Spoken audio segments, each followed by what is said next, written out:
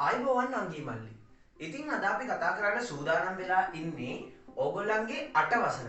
8 වසර විද්‍යාව පළවෙනි පාඩම ශුද්‍ර ජීවීන්ගේ වැදගත්කම. 8 වසර විද්‍යාව පළවෙනි පාඩම ශුද්‍ර ජීවීන්ගේ වැදගත්කම.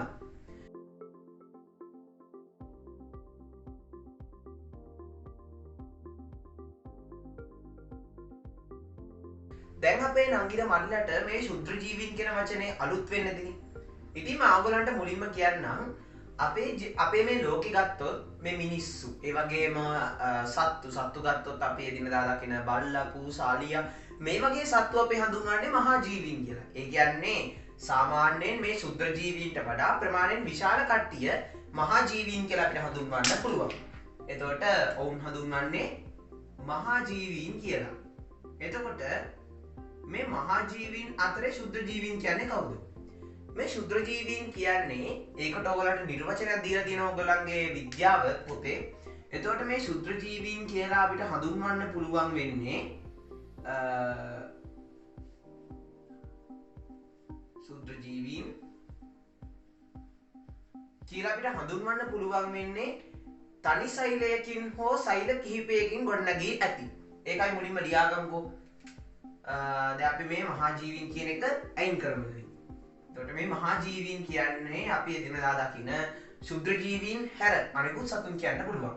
එතකොට මේ ශුද්‍ර ජීවීන් කියලා අපි හඳුන්වන්නේ තනි සෛලයකින් හෝ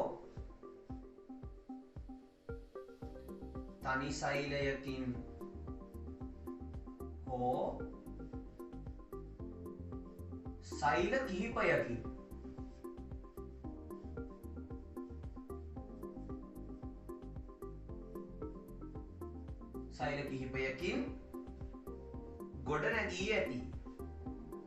තව ටිකක් ලියන්න තියෙනවා. මම ඔයගලන්ට මුලින් මේ වාක්‍ය විස්තර කරලා ඉන්නවා. එතකොට අපි දන්නවා සාමාන්‍යයෙන් මොකක් හරි දෙයක්, ඒ කියන්නේ අපේ මිනිස් ශරීරය ගත්තත් අපේ ශරීරය මුලින්ම හැදෙන්නේ සෛල වලින්. සෛල ඊට පස්සේ ඒවා පටක බවට පත් වෙලා ඉන්ද්‍රිය අවයව බවට පත් වෙලා පද්ධති වලින් තමයි මිනිසා ඇති වෙන්නේ. එතකොට අන්නේ විදිහට මේ තනි සෛලයක් කියන්නේ අපේ ශරීරය ඇතුළේ තියෙන කුඩාම තැනුම එකේ සෛලය. එතකොට මේ සෛල ගත්තොත් දැන් අපි නිකන් හිතන්න මෙහෙම රවුමක් තිබ්බා කියලා. එතකොට මේ රවුමේ ඇතුලේ එකම කොටසක් නම් තියෙන්නේ. ඒක අපිට සෛලයක් කියලා හඳුන්වන්න පුළුවන්. මොකද මේ ශුද්‍ර ජීවි එතකොට එක සෛලයකින් හැදිලායි තියෙන්නේ. ඒ වගේම තමයි තව ශුද්‍ර ජීවීන් ඉන්නවා. මේ ශුද්‍ර ජීවීන් සෛල කිහිපයකින්. ඒ කියන්නේ ඒකට අපි හඳුන්වන්න පුළුවන් බහුසෛලික කියලා. තනි සෛලයක් කියන්නේ ඒක සෛලික, සෛල කිහිපයක් තියෙනවා නම් ඒක අපි හඳුන්වන්නේ බහුසෛලික කියලා.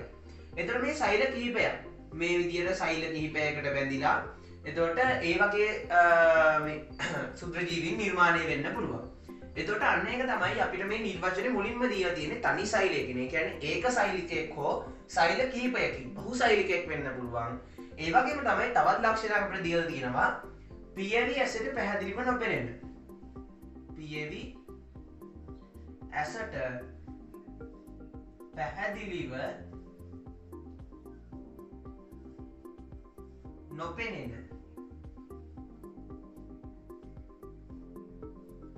එතකොට නාගි මල්ලි මේ පියවි ඇසට පැහැදිලිව නොපෙනෙන කියන්නේ දැන් අපි මේ මෙතනින් මෙහා කතා කරා තනි සෛලයක් හෝ සෛල කිහිපයක් ඉන්න. පියවි ඇසට පැහැදිලිව නොපෙනෙන. අපි දන්නවා අපි මේ විදිහට බලන් ඉන්නකොට අපිට පේන දේවල් තියෙනවානේ. පොත් පේනවා, රාක්ක පේනවා, ඒ වගේම අපිට එදිනෙදා මූණට මුණහම වෙන මිනිස්සු පේනවා. ඒ විදිහට අපිට මේ ශුද්‍ර ජීවීන් පේන්නේ නැහැ. ඒකට හොඳ උදාහරණයක් අපිට පොතේම දීලා දෙනවා. මම ඔයගලට ඒක විස්තර කරන්නම්. පියවි ඇසට අපිට පැහැදිලිව දැක ගන්න බෑ. ඒ කියන්නේ අපි මෙහෙම බලන් ඉන්නකොට අපිට ශුද්‍ර ජීවීන් කොතනද ඉන්නේ, කොයි වගේද කියලා පේන්නේ නැහැ. එතකොට අන්න ඒ වගේ ජීවීන් කොටාශයක් තමයි පියවි ඇසට නොපෙනෙන මේ ජීවීන් කියන්නේ. එතකොට පියවි ඇසට පැහැදිලිව නොපෙනෙන ජීවීන් තමයි අපි ශුද්‍ර ජීවීන් කියලා හඳුන්වන්නේ. එතකොට අපි දැන් මේ ශුද්‍ර ජීවීන් කියන්නේ කවුද කියලා විස්තරාත්මකව හඳුනගත්තා. නොපෙනෙන ජීවීන් ශුද්‍ර ජීවීන් වේ. එතකොට ඔයගොල්ලන්ගෙන් විභාගයට අහුවොත් ශුද්‍ර ජීවියෙක් කියනු කවුරුන්ද කියලා තනි සෛලයකින් හෝ සෛල කිහිපයකින් ගොඩනැගී ඇති පියවි ඇසට පැහැදිලිව නොපෙනෙන ජීවීන් තමයි ශුද්‍ර ජීවීන් කියන්නේ. එතකොට ඔයගලට මේක විස්තර කරන්න නම් දැන් ඔයගලන්ට මේ කියලා දෙන්න පුළුවන් කාට හරි තනි සෛලයකින් තියෙනවා කියන්නේ ආ ඒක සෛලිකේ සෛල කිහිපයක් තියෙනවා නම් එයා බහුසෛලිකයෙක් වෙනවා. ඒ වගේ පියවෙසර පේන්නේ නැහැ. මෙන්න මේගොල්ලෝ තමයි අපි ශුද්‍ර ජීවීන් කියන්නේ. ඒතර නංගි මල්ලි දැන් අපි අඳුරගත්ත ශුද්‍ර ජීවීන් කියන්නේ කවුද කියලා. මම ඔයගලන්ට මේ නිර්වචන කියනකොටම කිව්වනේ අපිට විද්‍යාපොතේ දීලා තියෙනවා කියලා මේ ශුද්‍ර ජීවීන් අඳුරගන්න ක්‍රියාකාරකම. දැන් මම ඒක ඔයගලන්ට විස්තර කරන්න. අපිට දීලා තියෙන විදිහට මුලින්ම අපි පොල් වතුර නියදියක් ගන්න ඕනේ. නියදියක් කියන්නේ මේ පොල් වතුර ස්වල්පයක්. පොල් වතුර නියදියක් ගන්න ඕනේ.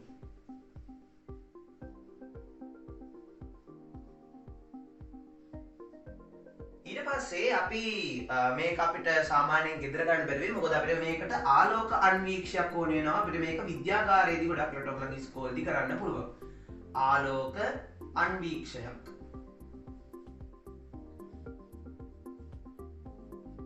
ඒ වගේම තමයි අපිට මේකට කදාවක්. ඒ කියන්නේ මෙන්න මේ වගේ අපි විද්‍යාගාරයේදී පාවිච්චි කරනවා. මෙන්න මේකට තමයි අපි පොල් වතුර ටික දාලා මේ විදිහට පොල් වතුර ටික තියෙනවා. මේක ආලෝක අන්වීක්ෂයේ තියලා අපි නිරීක්ෂණය කරනවා. මෙතන නිරීක්ෂණය කරනවා අපි ආලෝක අන්වීක්ෂය මේ කදාවට දාලා. එතකොට මේ ආලෝක අන්වීක්ෂය පාවිච්චි කරලා කදාවෙන් අපි මේක බලනකොට අපිට දැන් ගත්තොත් මේ කදාවේ ඇතුළු පැත්ත මෙන්න මේ විදිහට ගත්තොත් කදාවේ ඇතුළු පැත්ත මෙන්න මේ විදිහට ගත්තොත් අපි මෙතන පොල් වතුර නියදිය තියෙනවා. එතකොට මෙතන අපිට මෙන්න මේ විදිහට තිත් ගොඩක් දැක් ගන්න පුළුවන්. මේක අපිට පියවියසින් දැක් ගන්න බෑ. ඒ කියන්නේ අපි නිකම් මේ පොල් වතුර නියදිය දිහා බලන්න බෑ. හැබැයි මෙතනදී අපිට හොඳට දැක් ගන්න පුළුවන්. ඒ කියන්නේ අපි නොදන්න කවුරු හරි මේ පොල් වතුර නියදිය ඇතුලේ ඉන්නවා. ඒ කියන්නේ පොල් වතුර නියදියේ ශුද්‍ර ජීවීන් ඉන්නවා කියන එක අපිට තහවුරු වෙනවා. මේ පොල් වතුර නියදිය ආලෝක අන්වීක්ෂයෙන් බලුවා. දැන් අපිට ලොකු ප්‍රශ්නයක් එනවානේ මේ මොන ශුද්‍ර ජීවියද ඉන්නේ කියලා. ඉතින් නංගි මල්ලි මේ පොල් වතුර නියදියක ගත්තොත් වැඩිපුරම ඉන්නේ ශුද්‍ර ජීවීන් සම්පූර්ණයෙන්ම නෙමෙයි. වැඩිපුරම ශුද්‍ර ජීවීන් වර්ගයක් ඉන්නේ දිලීර වර්ගයක්. ඒ දිලීර වර්ගය තමයි දිලීර වර්ගයක්. ඒ දිලීර වර්ගයේ නම තමයි ඊස්ට්. ඔයගලට ගොඩක් පුරුදු වචනයක් ඊස්ට්. බේකරි නිෂ්පාදන වලට ඒ වගේම වෙනත් දේවල් වලට ගොඩක් වෙලාට මේ ඊස්ට් කියන සූත්‍ර ජීවිය පාවිච්චි කරනවා. හරි. දැන් එතකොට අපි කතා කරා මේ සූත්‍ර ජීවීන් අඳුරගන්නේ කොහොමද? මොන වගේ සූත්‍ර ජීවීන්ද අපිට දැක් ගන්න පුළුවන් වෙන්නේ කියලා.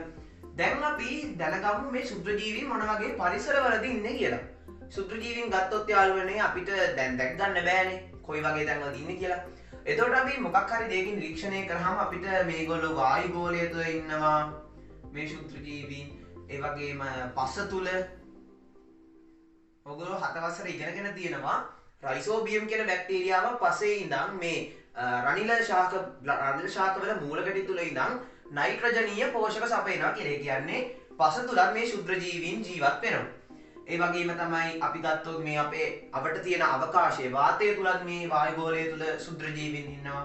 ඒ වගේම ජලය අපේ ශරීරයේ දේහ මතු පිට ඉන්නවා. දේහ අභ්‍යන්තරයේ ඉන්නවා. දේහ මතු පිට පෘෂ්ඨය කියලා කියන්න පුළුවන්. මතු පිට හා අභ්‍යන්තර. එතකොට අපි දන්නවා මේගොල්ලෝ අපිට දැක් ගන්න බැරි වුණාට මේ හැම තැනකම මේ ශුද්‍ර ජීවීන් ඉන්නවා. ඒ වගේම තමයි දැන් ඕගොල්ලෝ දන්නවා අපිට සාමාන්‍යයෙන් ජීවත් වීමට අපහසු පරිසර. ඒ කියන්නේ උදාහරණයක් විදිහට ගත්තොත් ගිනි කන්දක, හිම කන්දක, ලවණ වගුරක, උණු බිය උල්පතක. ඒ වගේ තැන්වල අපිට ඉන්න බෑනේ. ඒවට අපි කියන්නේ ආන්තික පරිසර. ඒ කියන්නේ සාමාන්‍යයෙන් ජීවියෙක්ට ජීවත් වීමට අපහසු පරිසර. සාමාන්‍ය ජීවියෙකුට ඒක ඕගලන්ට විද්‍යාපොතේ නෑ. උනට මම අමතරව මේ කියන්නේ සාමාන්‍ය ජීවියෙකුට ජීවත් වීමට අපහසු පරිසර තමයි අපි ආන්තික පරිසර කියලා හඳුන්වන්නේ. එතකොට මේ ආන්තික පරිසරවලත් මේ ශුද්‍ර ජීවීන් ජීවත් වෙනවා. ඒ වගේ උදාහරණ තමයි මම අර ඉස්සෙල්ලා කිව්වා වගේ ගිනි කඳු, ඒ වගේම ලවණ වගුරු, තව දේවල් තියෙනවා. ඒ තමයි හිම කඳු, උණු දිය උල්පත්, ඉතින් අපි නංගිල මල්ලාට තව හිතලා මේ සාමාන්‍යයෙන් අපිට ජීවත් වෙන්න බැරි තැන් හිතලා ඒවෙන් අපිට උදාහරණ ගන්න පුළුවන් මුදිය උල්පත්. එතකොට දැන් මේ අපි ඉගෙන ගත්තේ ශුද්‍ර ජීවීන් ජීවත් වෙන පරිසර. ඔවුන් සාමාන්‍ය පරිසරයේ ජීවත් වෙනවා සහ සාමාන්‍ය ජීවියට ජීවත් වීමට අපහසු ආන්තික පරිසරවල පවා ජීවත් වෙනවා. දැන් අපි මේ ශුද්‍ර ජීවීන් කියන මාතෘකාව යටතේ අපි කතා කරන ශුද්‍ර ජීවීන් බොහෝමයක් ඉන්නවා. දැන් එතකොට අපිට මේ ශුද්‍ර ජීවීන් ගොඩක් ගැන කතා කරන්න අපහසු නිසා අපි ශුද්‍ර ජීවීන් ප්‍රධාන කොටස් 4කට බෙදලා තියෙනවා. ඒ ශුද්‍ර ජීවීන් ප්‍රධාන කොටස් 4 තමයි පළවෙනි එක බැක්ටීරියා. දෙවෙනි එක විදිහට අපිට ගන්න පුළුවන් ප්‍රොටෝසෝවා.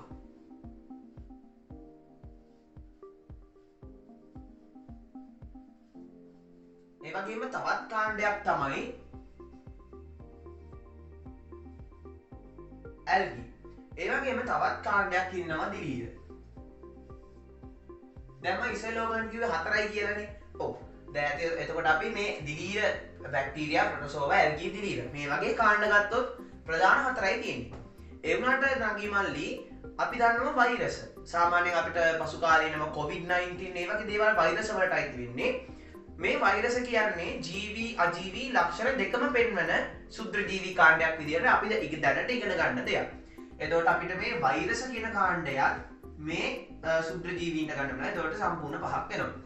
උදාහරණයක් විදිහට මේ වෛරස සාමාන්‍යයෙන් පෝෂණය වර්ධනය ඒ වගේ ජීවී ලක්ෂණ පෙන්වන්නේ නැහැ. හැබැයි අජීවී ලක්ෂණත් පෙන්වනවා. ඒ කියන්නේ ජීවී අජීවී අතරමැදි ගුණයෙන් පෙන්වන ශුද්‍ර ජීවියෙක් තමයි වෛරස් කියන්නේ. වෛරස් අපිට සාමාන්‍යයෙන් අර දිලීර වර්ගයක් වෙන ඊස් දැක්ක වගේ ආලෝක අන්වීක්ෂ වලින් දකින්න බෑ.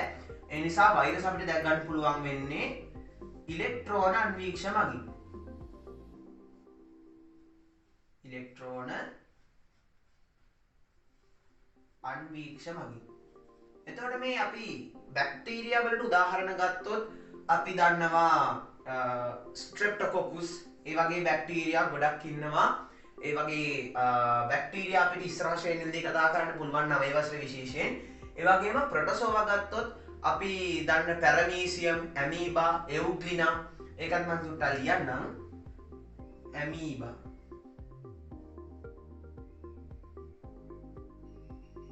පැරමීසියම් එවුග්ලිනා ඒ වගේ ශුද්‍ර ජීවීන් අපිට මේ ප්‍රොටෝසෝවා කියන කාණ්ඩයට ගන්න පුළුවන්. ඇල්ගී ගත්තොත් මේ ඇල්ගී කියන්නේ අපි එදිනදා දකින මේ හරිත ශාක. ඒවා තුල මේ ඇල්ගී තියෙනවා. ඇල්ගී කියන්නේ එතකොට හරිතප්‍රද නැත්නම් ක්ලෝරොෆිල් කියන වර්ණකය අඩංගු ප්‍රභා සංශ්ලේෂණ හැකියාව තියෙන ශුද්‍ර ජීවීන් විශේෂයක්. එතකොට මේ ඇල්ගී වලට උදාහරණ විදිහට ක්ලැමිඩොමොනාස්. ක්ලැමිඩොමොනාස්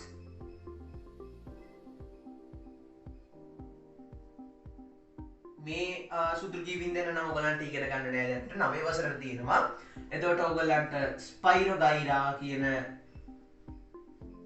ඇල්ගී විශේෂය හම් වෙනවා. ඒ වගේම ඩයටම්ස් කියන විශේෂයත් හම් වෙනවා. දිලීර ගත්තොත් නම් මල්ලි අපිට ගොඩක් වෙලාට මේ දිලීර හම්බ වෙනවා අර මුලින් කතා කරා වගේ ඊස්ට් මියුක අන්න ඒ වගේ දිලීර බොහෝමයකුත් අපිට දැක් ගන්න පුළුවන්. ඒ වගේම වෛරස ගත්තොත් අර අපි කතා කරපු COVID-19 වෛරසය, ඒ වගේම ඉන්ෆ්ලුවන්සා